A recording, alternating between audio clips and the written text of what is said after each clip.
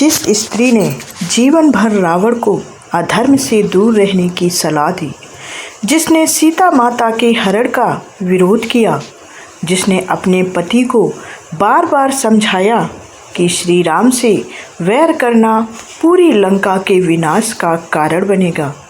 जी हाँ, वही मंदोदरी रावण की मृत्यु के बाद उसके छोटे भाई विभीषण के साथ विवाह के लिए कैसे तैयार हुई। आखिरकार ऐसा क्या हुआ था कि रावण की मृत्यु के बाद मंदोदरी का जीवन पूरी तरह बदल गया। क्या यह विवाह केवल राजसत्ता को संभालने के लिए किया गया था? क्या इसके पीछे कोई राजनीतिक मजबूरी थी?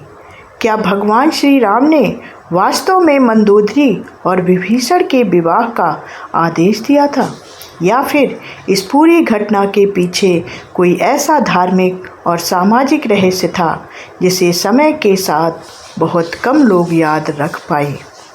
आज की कहानी में हम इन्हीं सवालों के जवाब एक एक करके जानेंगे। सबसे पहले जानेंगे मंदोदरी आखिर कौन थी और उनका संबंध रावण से कैसे हुआ। फिर जानेंगे कि रावण के अहंकार के सामने मंदोदरी ने किस तरह सत्य बोलने का साहस किया।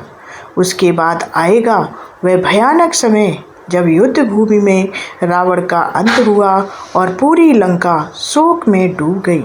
फिर हम जानेंगे कि विभीषण के सामने सबसे बड़ी चुनौती क्या थी और मंदोदरी की भूमिका वहाँ क्यों महत्वपूर्ण हो गई। और अंत में हम उस सबसे बड़े रहस्य पर पहुँचेंगे जिसे सुनकर आपको यह पूरी कहानी एक अलग ही दृष्टि से दिखाई देगी। इसलिए इस कहानी को बीच में छोड़िएगा नहीं, क्योंकि आखिरी हिस्सा पूरी कहानी का अर्थ बदल सकता है। कहानी शुरू होती है लंका के उस स्वर्णिम युग से जब रावण की शक्ति के सामने बड़े बड़े राजा कांपते थे। लंका सोने की नगरी कही जाती थी। रावण महान विद्वान था, वेदों का ज्ञाता था, शिव का परम भक्त था और उसके पास अपार शक्ति थी। लेकिन उसी शक्ति के साथ उसके भीतर धीरे धीरे अहंकार भी बढ़ता गया। उसके पास ज्ञान था, पर ज्ञान को सही दिशा में रखने वाला विवेक कमजोर पड़ने लगा था। इसी लंका की रानी थी मंदोदरी। मंदोदरी को केवल रावण की पत्नी समझ लेना उनके व्यक्तित्व को बहुत छोटा कर देना होगा। रामायण की विभिन्न परंपराओं में उनके जन्म और जीवन से जुड़ी अलग अलग कथाएं मिलती हैं, लेकिन सामान्य रूप से उन्हें मायासुर और हेमा की पुत्री तथा अत्यंत बुद्धिमान और विवेकशील स्त्री के रूप में वर्णित किया जाता है। उनका व्यक्तित्व रावण के स्वभाव से बिल्कुल अलग दिखाई देता है। रावण जहाँ शक्ति और विजय को महत्व देता था, वहीं मंदोदरी मर्यादा, नीति और परिणाम को समझती थी। कहा जाता है कि जब रावण ने मंदोदरी को अपनी पत्नी बनाया, तब मंदोदरी जानती थी कि वह एक अत्यंत शक्तिशाली व्यक्ति के साथ जीवन बिताने जा रही है। लेकिन उन्होंने अपने मन में एक बात स्पष्ट रखी थी कि पति का सम्मान अपनी जगह है, लेकिन अधर्म का समर्थन करना अलग बात है। और यही बात आगे चलकर इस पूरी कहानी की सबसे महत्वपूर्ण कड़ी बनती है। जब रावण ने माता सीता का हरण किया और उन्हें लंका ले आया, तब मंदोदरी के सामने सबसे कठिन परिस्थिति थी।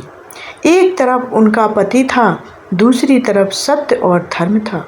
लेकिन मंदोदरी ने चुप रहने की बजाय रावण को समझाने का प्रयास किया। उन्होंने रावण को चेतावनी दी कि जिस स्त्री को वह बलपूर्वक लंका लेकर आया है, वह कोई साधारण स्त्री नहीं है। उन्होंने समझाया कि श्री राम से शत्रुता करना विनाश को बुलावा देना है। मंदोदरी जानती थी कि रावण की शक्ति बहुत बड़ी है, लेकिन वह यह भी समझती थी कि शक्ति और धर्म एक चीज़ नहीं होते। रावण ने उनकी बात नहीं मानी। यहीं से कहानी में पहला सबसे बड़ा रहस्य सामने आता है। मंदोदरी ने रावण का साथ पत्नी के रूप में निभाया, लेकिन उसके अधर्म का समर्थन नहीं किया। रावण का अहंकार बढ़ता गया। लंका के अनेक योद्धा उसके साथ खड़े थे। कुंभकर्ण, मेघनाद और अनगिनत राक्षस योद्धा उसके लिए युद्ध करने को तैयार थे। लेकिन मंदोदरी बार बार वही बात समझाती रही कि जिस युद्ध की शुरुआत अधर्म से हो उसका अंत विनाश के अलावा कुछ नहीं हो सकता। फिर वह दिन आया जिसका डर मंदोदरी को पहले से था। लंका और श्री राम की सेना के बीच भयंकर युद्ध हुआ। एक एक करके लंका के महान योद्धा गिरने लगे। कुंभकर्ण मारा गया, मेघनाद का अंत हुआ, लंका की शक्ति टूटने लगी और अंत में युद्ध भूमि में रावण भी श्री राम के हाथों मारा गया। जिस रावण के नाम से तीनों लोग कांपते थे, वही रावण आज युद्ध भूमि में निर्जीव पड़ा था। मंदोदरी जब युद्ध भूमि में पहुंची तब उनके सामने केवल एक मृत शरीर नहीं था, उनके सामने उनका पूरा अतीत पड़ा हुआ था। एक तरफ वह रावण था जिससे उन्होंने जीवन भर पति के रूप में संबंध निभाया था, दूसरी तरफ वही रावण था जिसके अहंकार ने लंका को विनाश के रास्ते पर पहुंचा दिया था। मंदोदरी का दुख केवल पति की मृत्यु का दुख नहीं था, उन्होंने अपने पुत्रों को खोया था, अपने परिवार को टूटते हुए देखा था और अपनी आंखों के सामने पूरी लंका को उजड़ते देखा था। लेकिन कहानी यहीं खत्म नहीं होती, असली रहस्य तो अब शुरू होता है। रावण के बाद लंका का सिंहासन किसे मिलना था? यह सवाल बना हुआ था। क्या विभीषण को? विभीषण वही व्यक्ति थे जिन्होंने रावण को बार बार धर्म का रास्ता अपनाने की सलाह दी थी। जब रावण ने उनकी बात नहीं मानी तब विभीषण ने अधर्म का साथ छोड़ दिया और श्री राम की शरण में चले गए। अब युद्ध समाप्त हो चुका था। श्री राम ने विभीषण को लंका का राजा बनाया। लेकिन एक राजा के सामने केवल सिंहासन संभालने की चुनौती नहीं होती, उसे राज्य की टूटी हुई व्यवस्था, डरी हुई प्रजा और पुराने शासन की छाया भी संभालनी पड़ती है। विभीषण के सामने यही सबसे बड़ी समस्या थी कि वह जनता को कैसे संभालेगा। प्रजा के मन में रावण की स्मृति थी।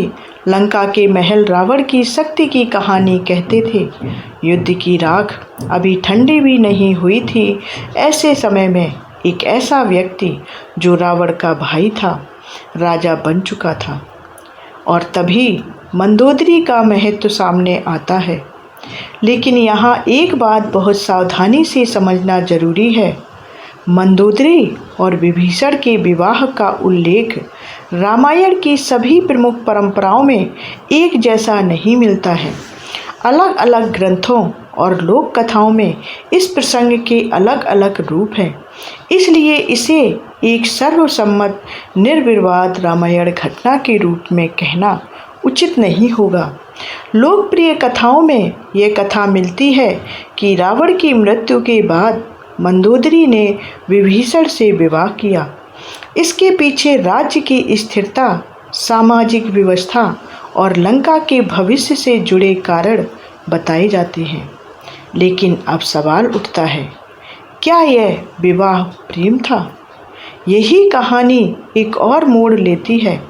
मंदोदरी का जीवन जिस परिस्थिति में बदल रहा था, उसमें व्यक्तिगत इच्छा से ज़्यादा महत्वपूर्ण था लंका का भविष्य।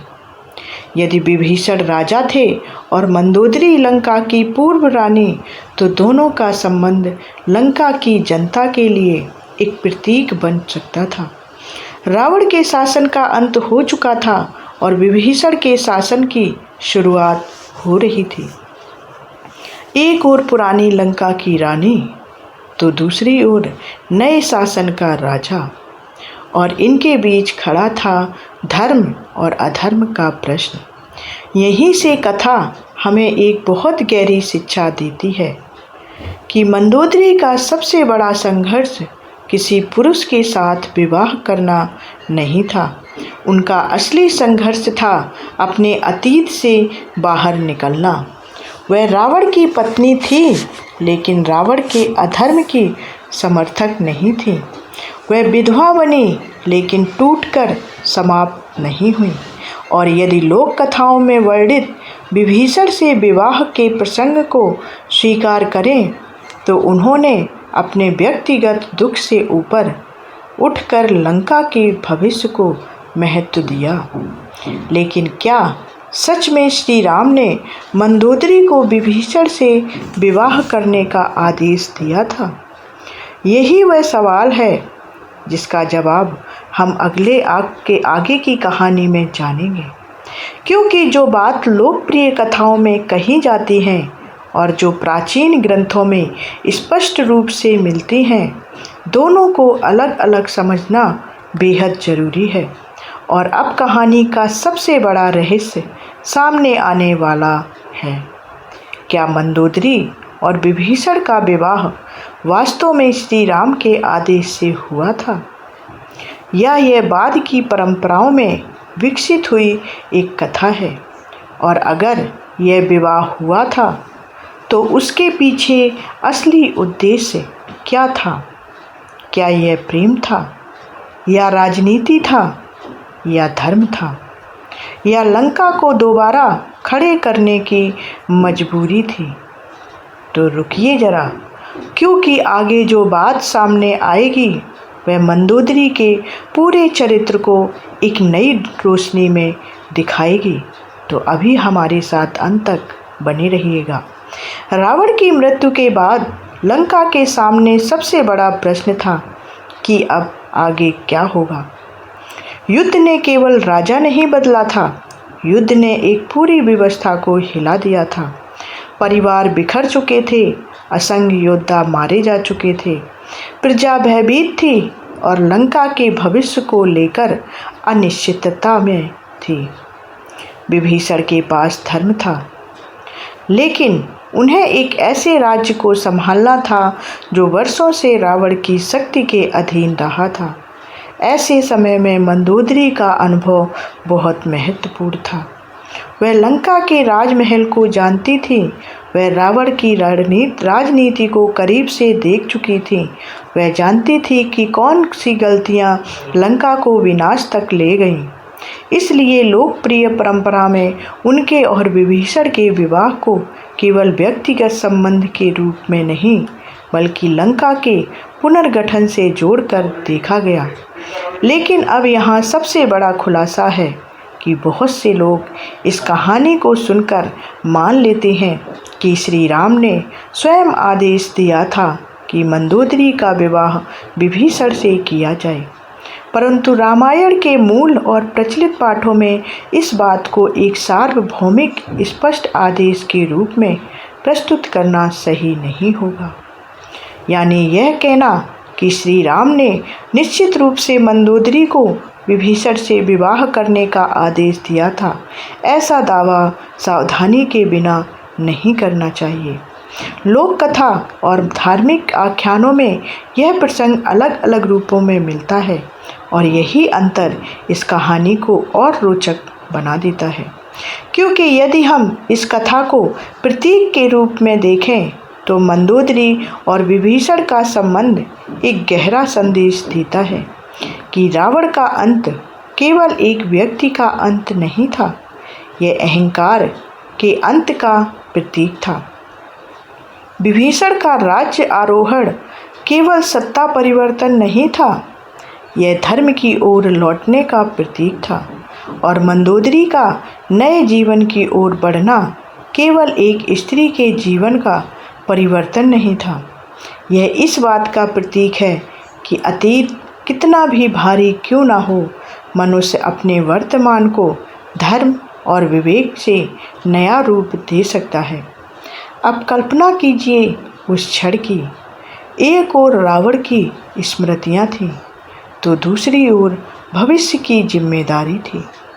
एक ओर परिवार का दुख था, तो दूसरी ओर पूरी लंका की प्रजा थी।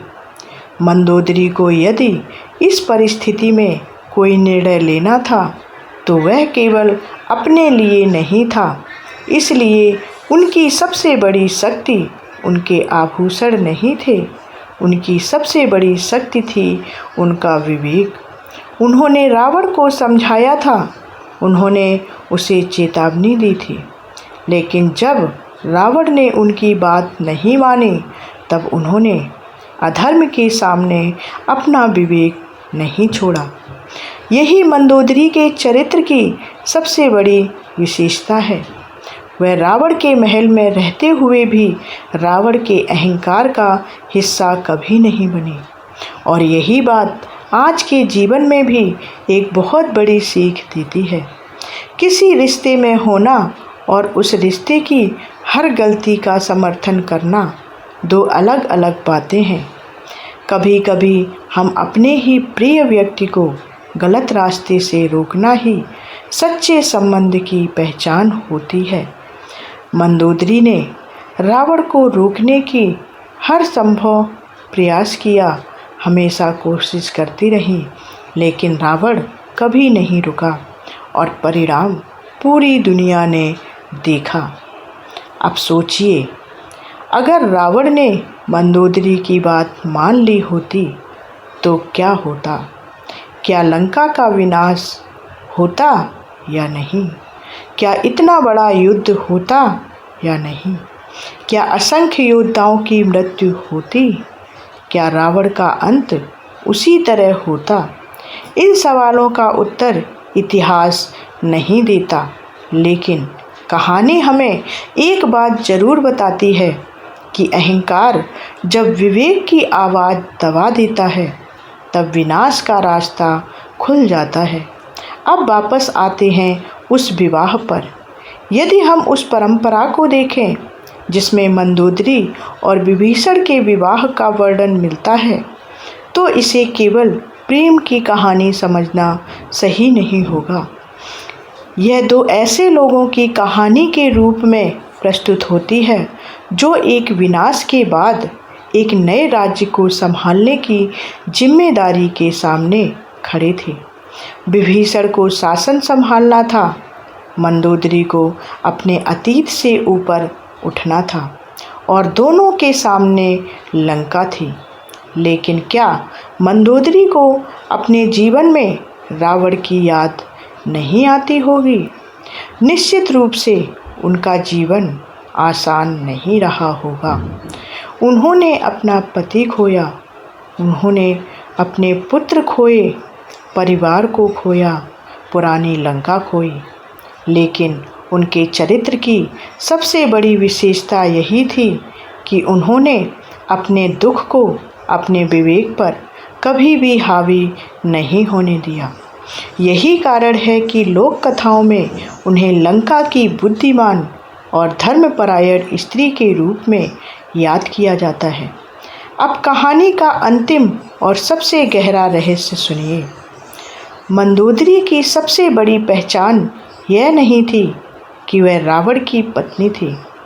उनकी सबसे बड़ी पहचान यह थी कि उन्होंने रावण के साथ रहते हुए भी सत्य को पहचानने की क्षमता नहीं खोई। उन्होंने यह साबित किया कि किसी शक्तिशाली व्यक्ति के पास रहना आपको उसके हर निर्णय का समर्थक नहीं बनाता। आपका धर्म, आपका विवेक और आपका सत्य आपके अपने होते हैं। रावण के पास शक्ति थी, उसके पास अपार ज्ञान था, उसकी भक्ति भी अपार थी, लेकिन अहंकार ने इन सब को कमज़ोर कर दिया। मंदोदरी के पास रावण जैसी शक्ति नहीं थी, लेकिन उनके पास विवेक था, और कई बार इतिहास में शक्ति से ज़्यादा प्रभावशाली विवेक ही साबित होता है। इसलिए मंदोदरी की कहानी केवल विवाह की कहानी नहीं है, यह एक ऐसी स्त्री की कहानी है जिसने अपने जीवन में रानी, पत्नी, माँ और विधवा जैसे अनेक रूप देखे, लेकिन अपने विवेक को कभी पूरी तरह नहीं खोया। और अब सबसे बड़ा सवाल आपसे है, अगर आपके सामने भी कभी ऐसा समय आए जब एक तरफ आपका अपना रिश्ता हो और दूसरी तरफ सही और गलत का फैसला हो, तो आप किस को चुनेंगे, मोह को या सत्य को? क्योंकि मंदोदरी की कहानी हमें यही बताती है कि रिश्ते जीवन का हिस्सा हैं, लेकिन अधर्म का समर्थन करना किसी रिश्ते की मजबूरी नहीं हो सकती है। और अब इस पूरी कथा का अंतिम रहस्य समझिए। मंदोदरी का जीवन हमें यह नहीं सिखाता कि हर व्यक्ति को अपने रिश्ते छोड़ देने चाहिए, बल्कि यह सिखाता है कि रिश्ते निभाते हुए भी अपने विवेक को जीवित रखना चाहिए।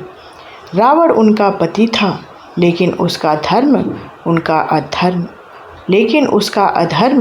उनका धर्म नहीं था।